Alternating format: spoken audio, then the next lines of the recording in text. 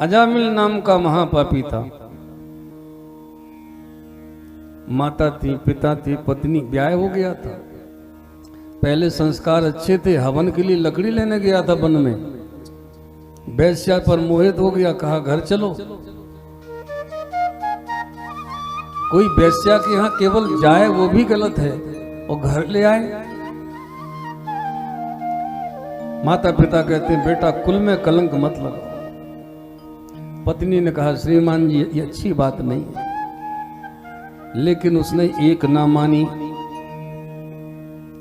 माता पिता पत्नी को घर से भगा दिया, संस्कारहीन हो गया। अब उसे कोई दान ना देवे, कोई दक्षिणा ना देवे, कोई कर्म ना कराए, कैसे पालन करे अपना और वैश्या का। और बच्चे होने लगे, 1 2 से लेके 10 तक बालक हो गए, तो लोगों को लूटना, ठगना, चोरी करना, हर तरह से बुरे काम करके धन संचय करता था। अब देखो कोई संत एक बार उसके घर आ गए, क्योंकि उस घर में संत सेवा होती थी, तो चिर परिचित संत थे उस घर से। कहा यहां से निकल रहे हैं अजामिल के माता पिता, अजामिल बड़े संत सेवी हैं, चलो थोड़ा विश्राम भोजन कर लें। गांव में, मोहल्लों में, शहरों में कुछ ऐसे लोग होते हैं। उनका भोजन पाया, विश्राम किया, और अन्न का दोष सामने आ गया। उन्होंने छिपाने का बहुत प्रयास किया अपने को, कि हमें जान ना पाए कि हम बिगड़ गए, लेकिन अन्न ने बता दिया, क्योंकि जैसा खाओगे अन्न वैसा बनेगा, मन जैसा मन वैसे सपने, क्योंकि मन ही तो स्वप्न है। स्वप्ने स जीवा सुख दुख भोक्ता, स्वमाया कल्पित जीव लोके। स्वमाया मनस्व अविद्या मनसा। बुरे बुरे सपने, अन्न का दोष, बनाने वाले का दोष, जिन बर्तनों में बना उन बर्तनों का दोष, परोसने वाले का दोष, कहाँ बैठ के खाया उसका दोष, कैसे बैठ के खाया कि खड़े होके खाया उसका दोष, और खाते समय हमारे विचार क्या थे। हम पा रहे हैं वो विचार बुरे चल रहे हैं, तो भोजन उसी तरह अभिमंत्रित हो जाएगा। वो विचार उसमें घुस जाएंगे भोजन में। इस सारे दोष अन्न दोष कहलाते हैं। इसलिए पंचमुखी रुद्राक्ष पहन लेना, कि न चाहते हुए भी जो ये दोष बन जाते हैं उनसे आप बचोगे। अभक्षस्य च भक्षणम, व्यभिचार दोष से निवृत्ति के लिए, अभक्ष भक्षण के पाप की निवृत्ति के लिए पंचमुखी रुद्राक्ष पहनना चाहिए। अपनी सुविधा के अनुसार छोटी बड़ी यहाँ से लेके जाना, गंगा जी में बढ़िया है ना, स्नान करा के दूध से सब करके शिव जी को चढ़ा के पूजन करके पहन लेना। सब पहनती, माता बहनें भी पहन सकती, पुरुष तो पहनते हैं। इंदिरा गांधी जी पहनती थी, कितने लोग पहनते। तो अन्न दोष के कारण सपना आया, समझ गए इनके संस्कार ठीक नहीं। थोड़ा अच्छी तरह विचार किया, मालूम पड़ा ये तो वैश्या है इसके, ये सब बालक। अरे तुम्हारे बालकों का नाम क्या है? बोले महाराज 9 का तो रख दिया, 1 का नहीं रखा। इनके नाम उल्टे सीधे थे, माने उल्टे उल्टे नाम थे सब। किसी का टिंकू, किसी का चिंकू, किसी का पिंटू, ऐसे सब मान लो। अरे भाई छोटे का नहीं रखा ना, नारायण नाम रख देते हैं हम, है ना, ये तुम्हारी बहुत सेवा करेगा। और इसको बुलाकर ही पूरा व्यवहार करना अपना, सोते जागते, चलते फिरते, उठते बैठते, खाते पीते, इसको बुलाना, साथ रखना। संत चाहते थे कि इस बहाने इसके मुख से नारायण नाम का उच्चारण होता रहेगा, क्योंकि इतना अधिक बिगड़ गया है कि सश्रद्धा तो नारायण नाम का कीर्तन इसे करना नहीं।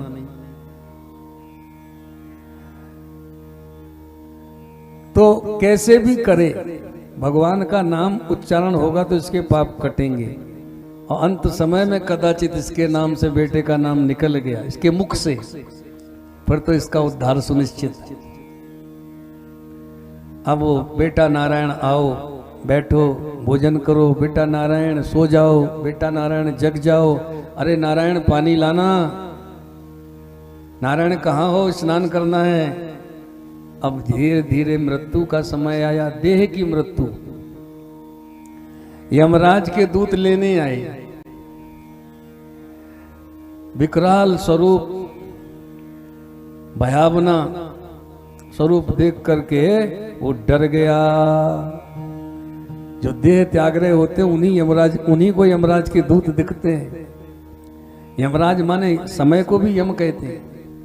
तो समय के वो क्षण जिस समय आप देह त्याग कर रहे हैं बड़े भयावने होते हैं, बड़े ताकतवर होते हैं, बड़ा कष्टदायक होते हैं। यही तो यम के दूत हैं। पर इस तरह की कथाओं के हिसाब से कल्पना करें, राक्षस जैसा स्वरूप, भयावह विकराल स्वरूप, और उन्होंने पास डाल दिया शरीर पर यमराज के दूतों ने। जीवात्मा को शरीर से बाहर निकालना है। अब जब जीवात्मा बाहर खींचने लगा तब उसको दर्द हुआ। यमदूतों को देखकर भय, और जब शरीर से निकलना है तो कष्ट, क्योंकि कोई शरीर से निकलना तो चाहता नहीं, निकलना तो पड़ेगा। तो यमराज के दूत जीवात्मा को निकाल रहे हैं, वो दुखी हो रहा है। एकदम कष्ट हुआ तो बेटे को बुलाता है, नारायण बचाओ। बेटा तो पहुंचे बाद में, नारायण नाम का उच्चारण किया है तो 4 दूत भगवान के वहां आ गए। भगवान विष्णु के 4 दूतों ने यमराज के 3 दूतों को जोर का धक्का देके दूर पिटक दिया। है इसे नहीं ले जा सकते। बोले महाराज क्यों? खड़े होकर के संभल करके हाथ जोड़ के कहते हैं आप हैं कौन, क्यों मना कर रहे हैं?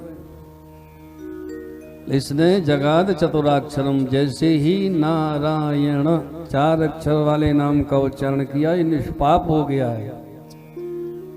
तो महाराज इसने कोई जान करके नाम थोड़ी लिया। ये नाम किसका है? ये हमारे भगवान का है। उसने तो बेटे को बुलाया है।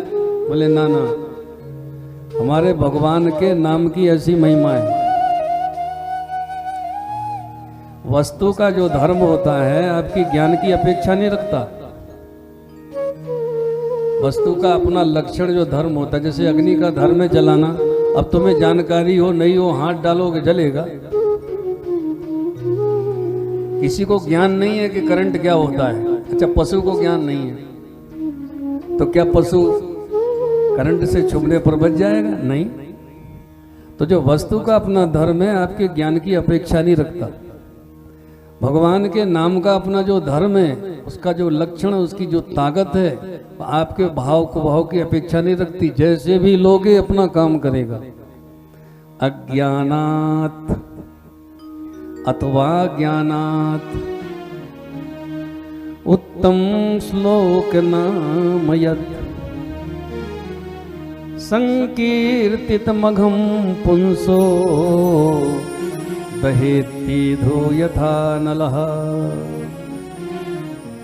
जैसे जान अनजान में जैसे भी हाथ जावे अग्नि में, अग्नि अपना काम करेगी, वैसे ही भगवान का नाम भी है।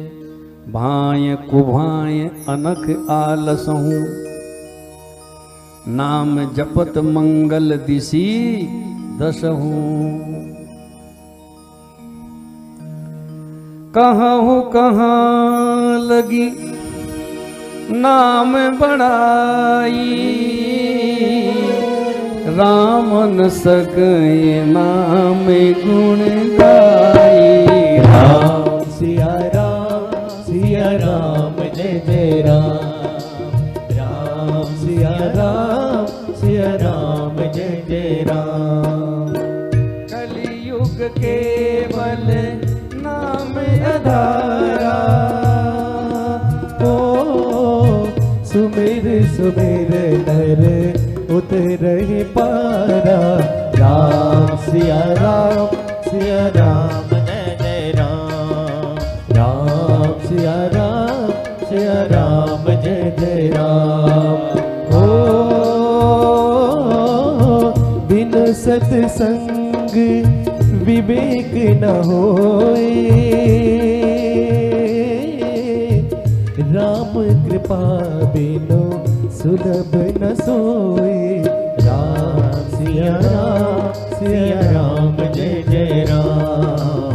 राम सिया राम जय जय राम। जाते प्रभु दारुण दुख दे, ताकि मते पहले हर ले। राम सिया राम जय जय राम।